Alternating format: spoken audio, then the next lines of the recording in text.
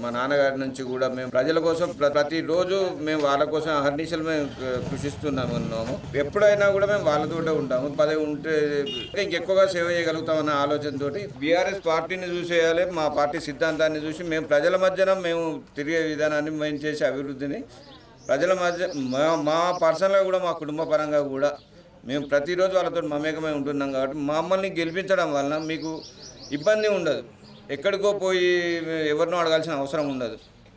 ఏ టైంకైనా ఏ సమయంలోనైనా ఫోన్ చేస్తేనే పని చేసేవాడిని.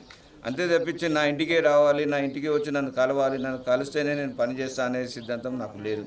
ఏ రోజైనా కూడా ఇక్కడ ప్రతి ఒక్క ఆడపడుచు దగ్గర నా ఫోన్ నెంబర్ ఉంటుంది. ఎందుకంటే అన్న చిన్న నల్ల రాకున్న, కుక్క చచ్చిపోయినా, పంది చచ్చిపోయినా, ఏదున్నా కూడా వాళ్ళు ఫోన్ చేసి అన్నకి ఇట్లా అంటే 1 గంట 2 గంటలలో వాళ్ళకి పని చేసి పెడతాం. కాబట్టి వాళ్ళు ఖచ్చితంగా నాకు ఓటేసి నన్ను గెలిపిస్తారు.